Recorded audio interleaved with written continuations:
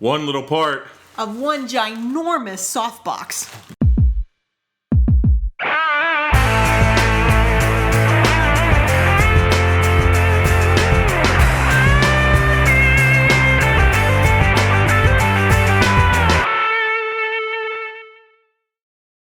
Hey everyone, Greg Cazillo from Cazillo.com. Welcome to Keep Shooting Monday, number 62, and Kathy is with me again today. We're going to start right off with some photography news. The first one that I thought was interesting is a review of the Panasonic GH4.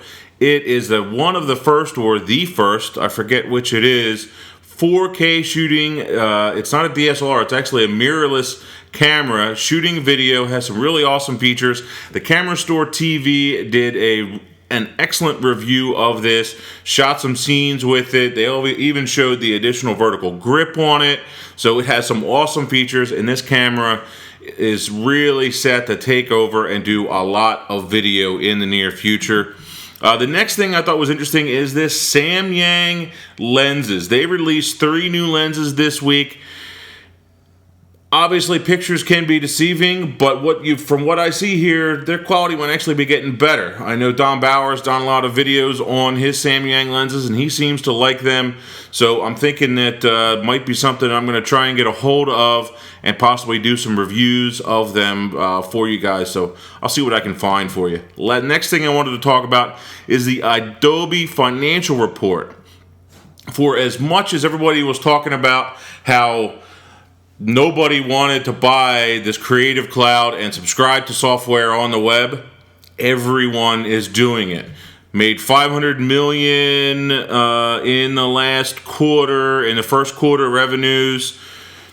That's a ton of money. That's a ton of subscribers. And so obviously for all the complaining, it is still working. People don't have a choice though. Yeah, you're right. You're right. But you know what? If they do have a choice, they go to free software. And they're obviously no other software like GIMP or something like that. There's some other free ones or less expensive one out there. But then you have a whole new learning curve. Photo Mechanic is another raw processor you can use. Yes, but hey, if you're gonna stick by your laurels, you don't have a choice. And it's a whole new learning curve. If you have to go to another product, people wouldn't do that either. So you're kind of trapped if that's the program that you want to use. But they at least priced it decent. You know what I mean? For $10 a month, you get Photoshop and you get Lightroom. I think that was only a deal before Christmas. No, it's still on. Is it still on? Yep, it's still on. So I signed up right before Christmas. You could still sign up for that, and I think that's going to be a permanent one. Or you can get the whole deal, all their software for $50 a month. Mm-hmm. That's not that bad. It's not that bad at all. So, because you got to remember, it takes a lot to develop that kind of software. True. So next thing, this is something that I've always wanted to try. I never have, and that's these awesome night photographs with stars. To be totally honest, I don't think it's dark enough around here outside of Philly to really be able to get something like this. I think it is. You have to go really far out into the country. Starry night, we have trouble with the pollution, I guess. Yeah, you get the light pollution that'll make a difference, but he's a good teacher. I really enjoyed that, and his work I just think it's amazing. I found myself verbally saying, "Oh wow," as I was watching it. Yeah, he's got a really nice tutorial. The first 3 minutes, 4 minutes are in my mind, the important part. Because the rest of it he's going through actually putting the photos together and the actual slideshow of images together in After Effects. If I was going to do something like this, I'd be more interested in creating individual images or maybe a series of a couple of images, not the longer time lapses like he's doing here. But still, it's neat to show how he does it. Now, the other point here is that he is, again, doing this in After Effects. You don't have to use After Effects. There's a lot of other pieces of software out there that you can do it in, still using the same tips with the amount of time that each of those frames are showing, post-processing them in Lightroom, all that good stuff. And he says that in the video, that you wouldn't have to use that program. Yep. So, but he does it for control reasons, and obviously he's able to put out the really awesome high-end product and mix the music in and all that good stuff. Mm-hmm. But the first 3 minutes, 4 minutes or so, is the part that he gives you tips on lighting and setup and exposure and all that good stuff. And I like it that he says as he's processing it, you have to be really careful because you can really do some really ugly things to your series. And I think that's true for anything that we edit. Oh, Just yeah. because you can doesn't mean you should. Yeah, that is a definite. Lifehacker every once in a while will post an article about backing up your photos. And while we're sitting here talking about the show, I said to Kathy, "You are backing up your photos, right?" Yeah, I got CrashPlan. And okay, I said, "You do have a local copy of your backups, right? Local backup, right?" Yes, because you just having an online copy of everything is all well and good, but if your internet goes down, if that company all of a sudden goes out of business, then guess what? You're not going to have that storage, you're not going to have those photos, and stranger things have happened. So you need to have at least 2 copies of your photos on site at your home or your office or studio or wherever, and then if you want to have another copy online, that works out. And it's important, I think, right after a shoot to make sure that you download all of your images from your card, because I hear so many horror stories from photographers who lost their card. It has slipped through the cracks somewhere, it's in a pocket somewhere, it went through the wash, and then you're done because you don't have. Although I have sent cards through the wash a number of times, and knock on wood, I've not had any problems. What does that say about you, Greg? That's just the way it is. They stay in the pocket sometimes, and they ran through, and they've been fine. But I mean, if you're really worried, your camera, a lot of the newer cameras have 2 slots. Mine does. Can fail over, or you can fall over, or you can do a backup, so it'll write to both. I mentioned CrashPlan. CrashPlan is a really good, inexpensive way to back up a lot of photos and a lot of data off of a single machine. You get a yearly subscription. It's not that expensive, and it's a good way to go. Nice little program to back everything up. So probably the most inexpensive one out there as far as big data when you have a lot of photos, 5 terabytes of data or something like that.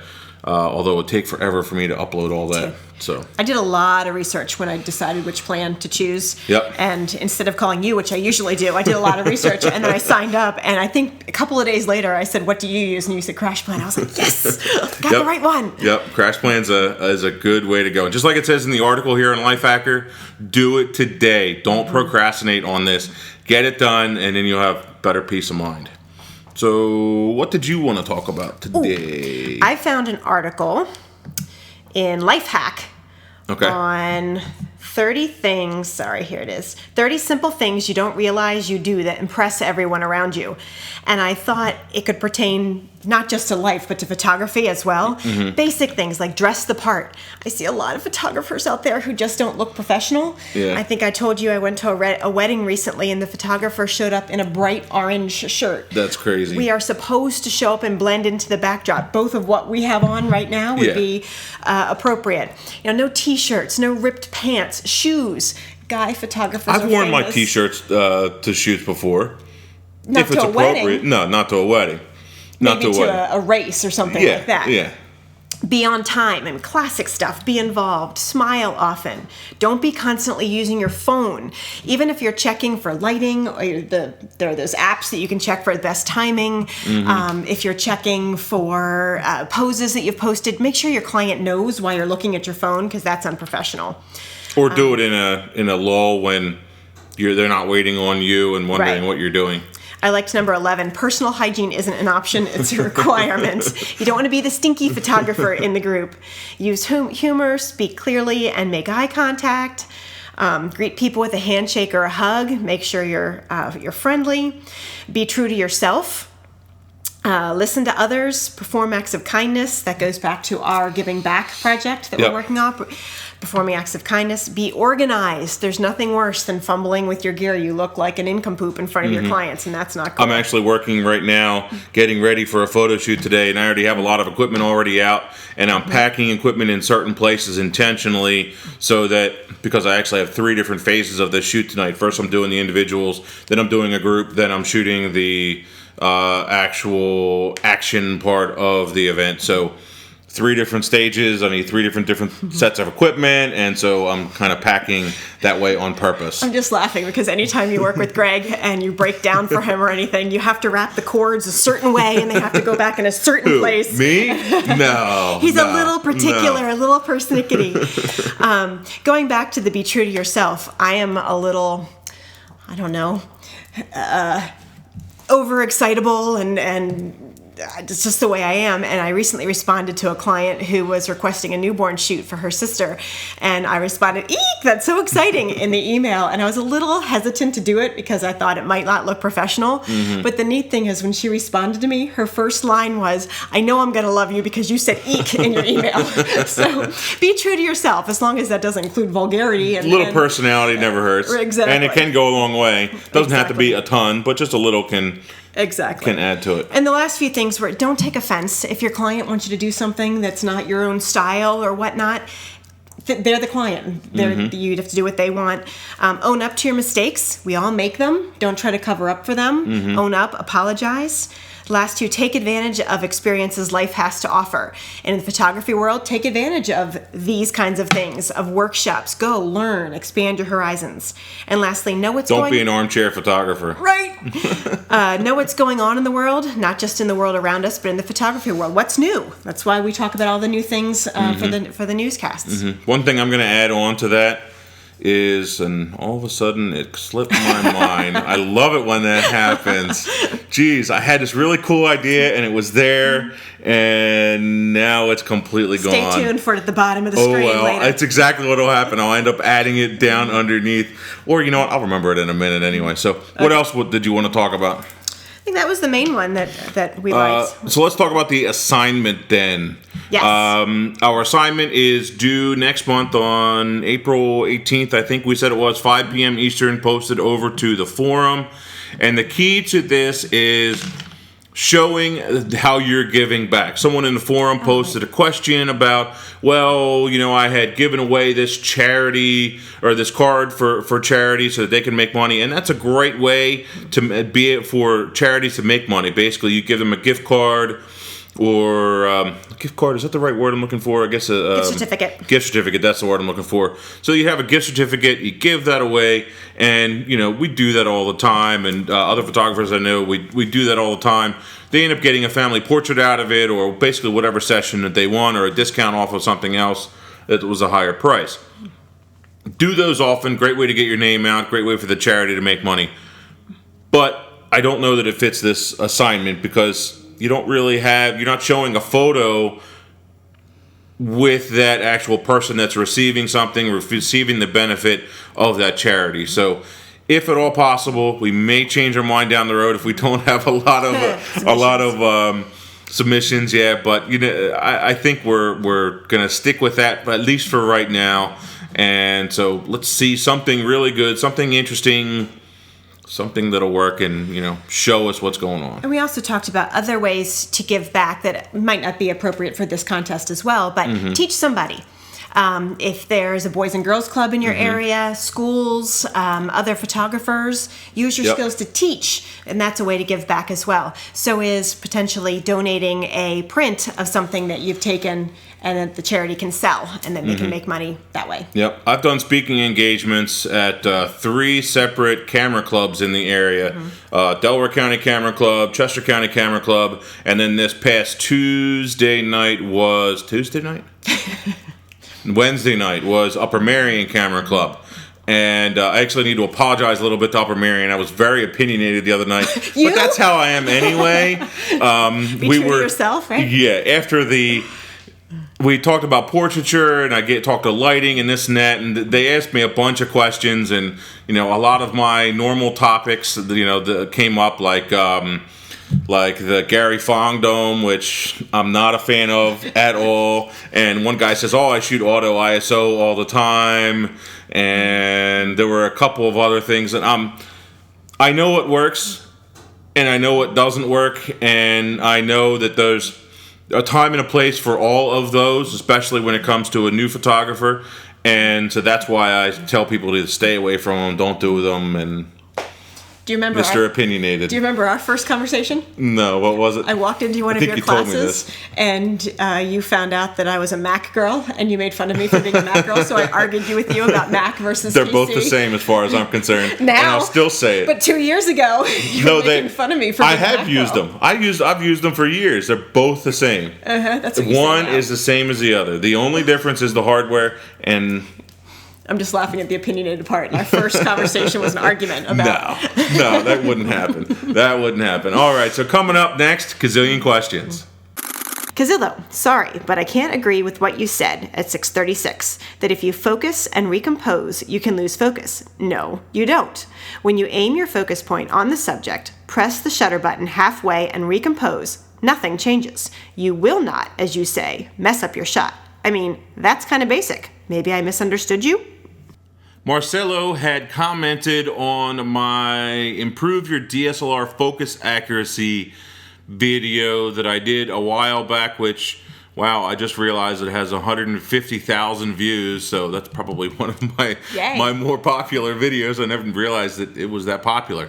Anyway, he was questioning my idea of focusing and recomposing, sending your object, that point of focus out, or changing that and then it no longer being in focus.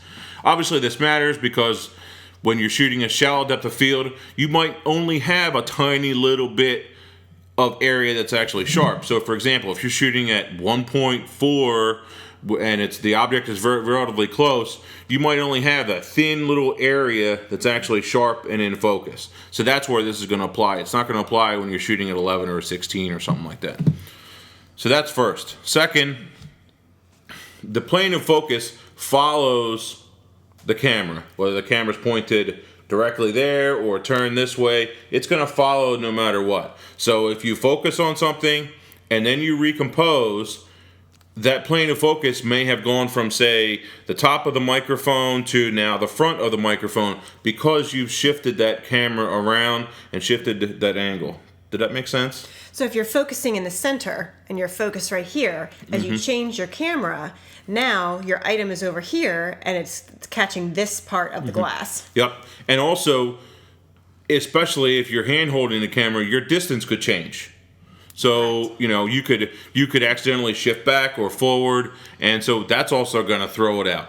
That's why it's super important to always use the focus points that are built into the camera and use the single point focus when you're doing something for super accuracy. I don't know what they call that in the Canons, but on the Nikons, it's the single point focus, and just use that one point. It's sharp. That's where you want it to be. Use your multi-selector or the wheel on the Canons to move that point around to where it really needs to be, and so that's the right way to do it. Is there any time that's good to focus and recompose? Because I think it's just as easy to use my toggle. Only when you don't have, well, if you're shooting 11-16, again, it's not going to matter. Or if you're on a full frame body where you don't have the expanded coverage. Mm-hmm. Oh, okay. right. You don't have focus points all the way to the edge. Mine does that too. There are times when you might not be able to. Right. Okay, especially if you want to have an extremely something way over on the side of an image. But for the most part, do as much as you can to, when you're shooting a shallow depth of field, to minimize focus and recompose to get your ultra sharp images. All right, experience talking there. Trust me, been there, done that. Just like that commercial says, Chimley or Chinsley or something like that. There's a commercial on TV. It's like, been there, done that. Got the t-shirt, you're watching reruns. Same idea. Believe me, I've already made all these mistakes. It's experience talking. For some reason, your posts don't show in my newsfeed. How do I get them to show me when you post? Facebook filters their results or what you see in your feed. And so they think that they know better on what you want to read and don't want to read. In my opinion, if I like the page, then I want to hear from them. But Facebook still has an algorithm. They call it EdgeRank, and they filter what actually shows in your feed. That's why sometimes you'll see something and sometimes you won't. If you want to get all of your updates from the page, just you'll see this little liked button there on Facebook when you go to facebook.com/Cazillo Photo. You hover your mouse over that, and then you check the box that says Get Notifications, and you will always be notified when I post something. And if you haven't liked Cazillo yet, go look at him, because there's a cute picture of a little puppy. He's holding Big Greg is holding this little puppy. It's really cute. There is, and actually we got a lot of views and a lot of likes and a lot of everything on the softbox review that is coming up next. The Glow series of softboxes by Flashpoint, which is Adorama's in-house brand, are really good for the price, and I'm actually very happy with this softbox and the other smaller one that they had sent me that I had reviewed earlier. And so far I'm really happy with that box. I'm going to show you how to put it together and the accessories, because a big box like this you really need to be careful with, and some things you need to do with it in order to support it properly. This is the case that it comes with, and of course you need a softbox ring. Now I hope that you guys can count to at least 16, because this thing has 16 rods that you've got to put inside of this ring. Now what I have done is I have actually marked some of these with tape. Oh, and you know what else comes with? It comes with a diffuser, which is already in there. So we'll talk about that in a minute and how to put that in. It's actually really easy with just snaps. Anyway, I have 4 pieces of tape. Those are my 4 primary bars that I need to put in first, and then I can go around and put in the rest. They don't have them numbered. I just started out at 1, put it in, and counted over by 4, counted over 4, so that I can get my 4 primary ones. And of course, like I said, this thing is number 2. So we're going to start out at number 1, and we're going to put this bad boy together.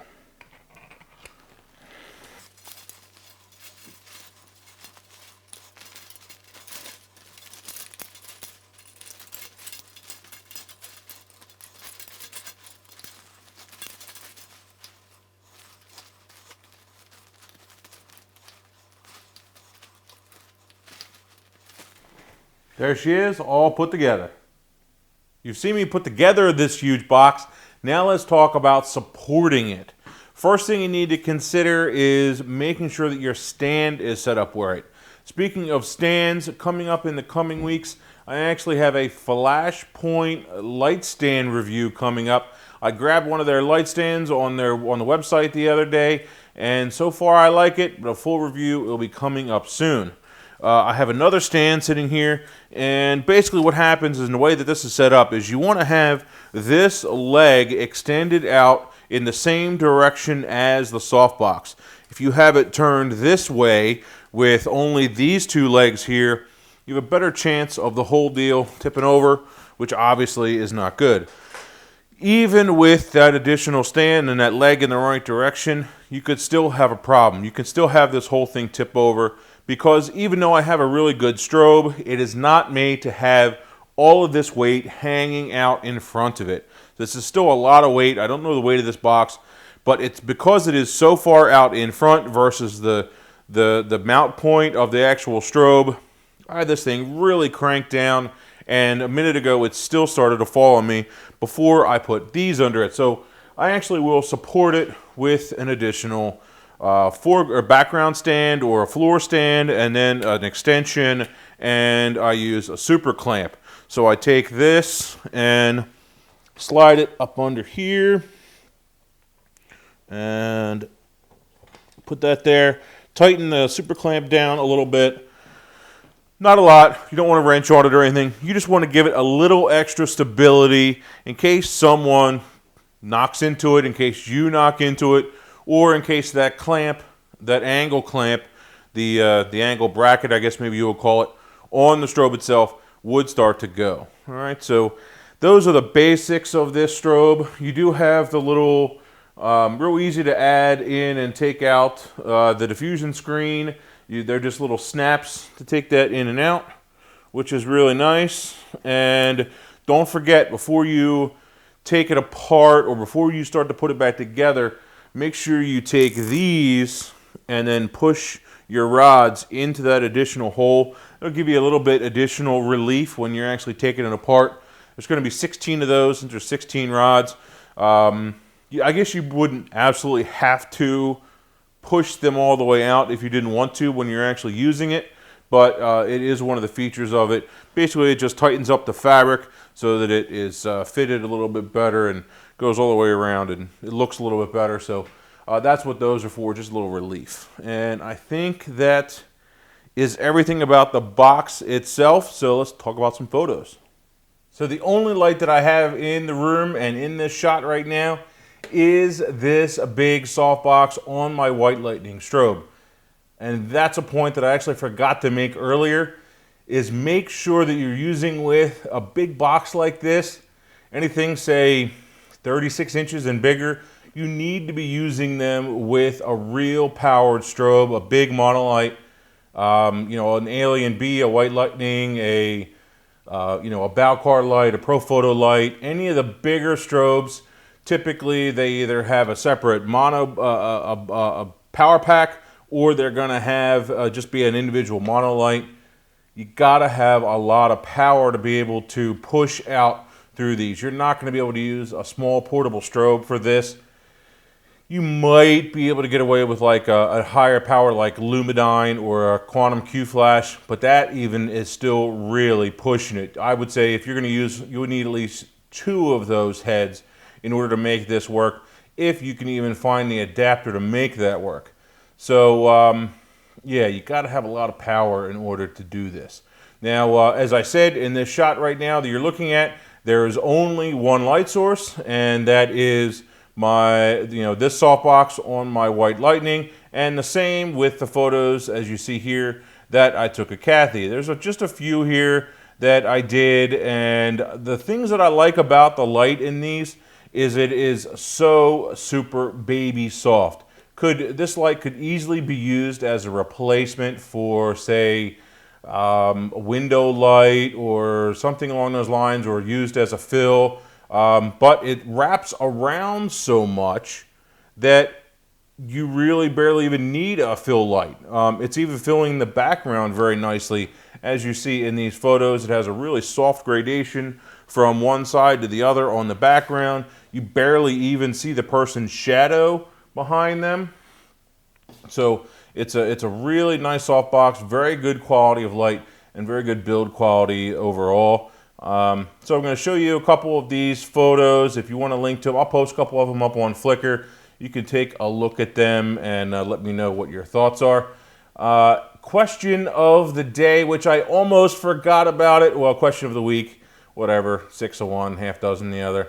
Anyway, question of the week. Have you ever used a softbox for portraits before, or for anything before? I'd like to hear what your thoughts are. You know, do you prefer a softbox or an umbrella? Do you only like, say, bare bulb? Have you never used any kind of flash before and you only use reflectors and available light? I'd like to know what the answer to that. So that's our question of the week.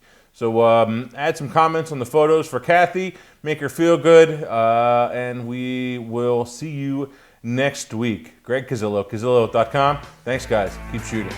See you.